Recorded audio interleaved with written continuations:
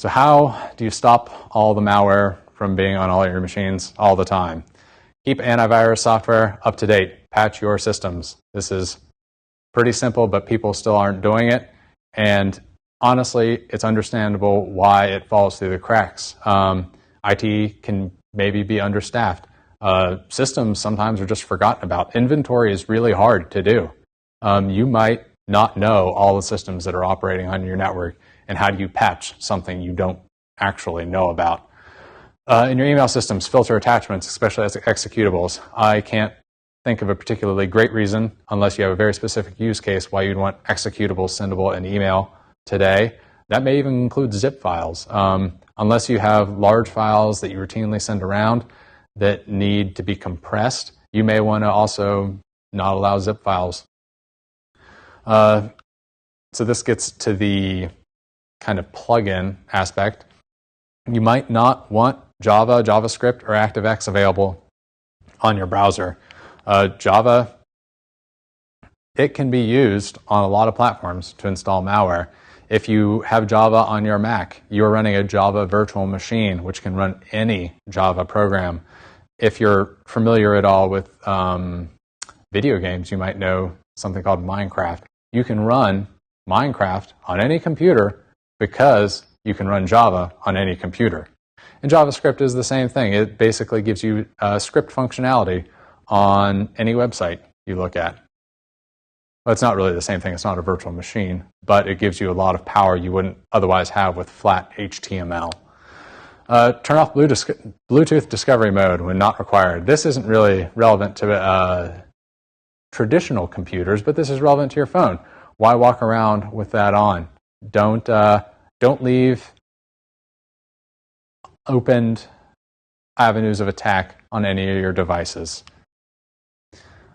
Turn off macros and applications. One of the more popular methods of attack still is macros in Office documents, and they're still effective. It's commands that it lets you run on a system when you open a document or when you download a document. So be careful with it or disable it. Disable or secure file shares. You might not have a secure file share. One of your hosts in your organization might be compromised. So you either want to take inventory of and secure, or disable some of your file shares, or at least centralize them, track them, let them be auditable, let them be countable, let them run on something that you can log. Test laptops before allowing them to be added to networks. Let me append that with test any systems before allowing them to be added to networks. If you're connecting someone or something that has a non-standard distribution for your organization, test it first. Audit whenever you can. Do regular backups. Crypto and ransomware is a thing, and people have gotten burned badly by it. If you get to a point where your data is encrypted by an attacker and you don't have a backup, your choices are pay them or lose all your data. So if you back it up, you won't care though, which is really good.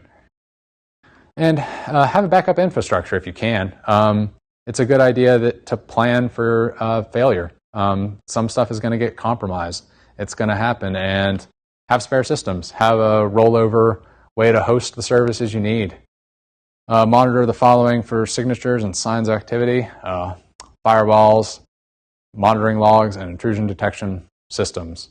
Hire good people, watch these, get them configured right.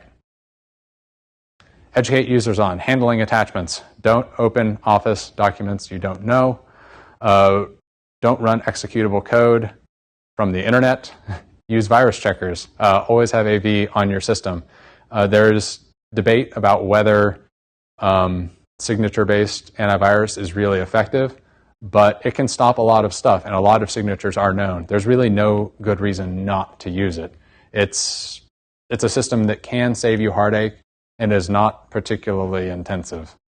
Don't run programs you're not familiar with. Use personal firewalls on home systems if you can. Get familiar with your home router. Plug into it, see what permissions are on, see what permissions are off. Check and see if you have your default password on, because that's not good. Not following email links claiming to offer anti-spyware software. You probably already have anti-spyware software if you have a modern operating system.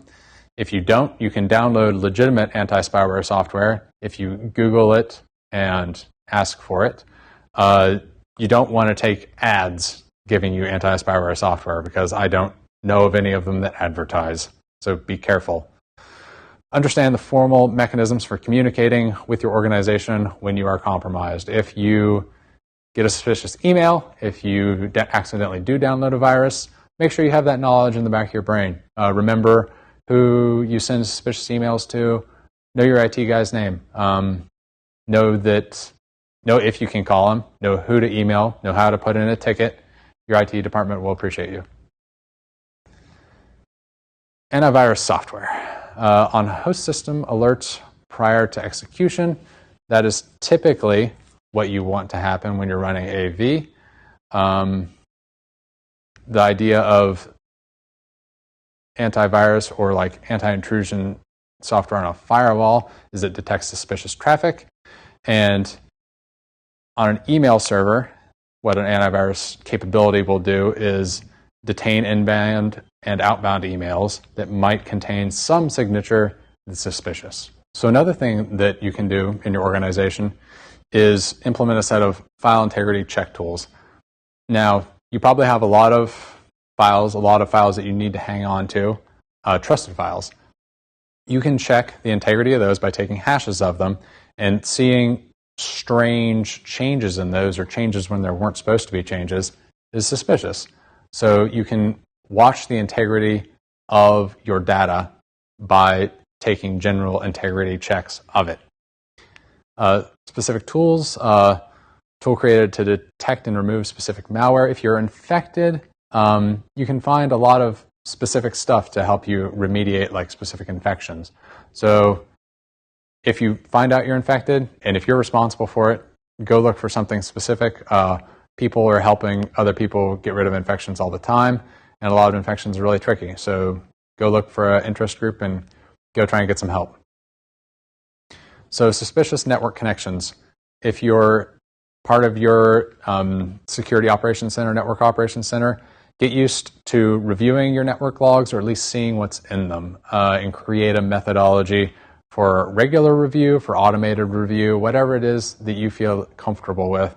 Just start getting familiar with your normal baseline. And then after you get familiar with your normal baseline, then you can start to see when something weird happens. This kind of goes back to the firewall configurations. Review hosts for open ports and establish connections. Get familiar with the way everything on your network is supposed to be configured. What ports are supposed to be open, what's supposed to be closed, what services are supposed to be running, what aren't, and audit it. Have a monthly, have a yearly audit, whatever your organization needs, but just check. So new accounts. Don't create new accounts without passwords. Don't create new accounts with privileged access. Make people create passwords on creation. Make people create passwords that are strong. Force them to change them regularly. Malicious code response. Think about the steps you take to analyze a malicious code infection. We've talked a lot about what to do when you have a virus, but there's a lot of other things that you can do to the malware to kind of give yourself a better picture of what it's doing on your network and how it might be operating, and you can join groups of interest that might be able to tell you something interesting about it. You can also work with your antivirus vendor to see if they've done some sort of static analysis or reverse engineering on that piece of malware to tell you something interesting that you might not know. Develop a plan to combat an incident. You need to know kind of beforehand if you have a malware infection, and if it's at a particular place, how are you going to respond? Are you going to disconnect yourself from the internet? Are you going to shut down your mail only? Are you just going to try and stomp it out while you're still connected?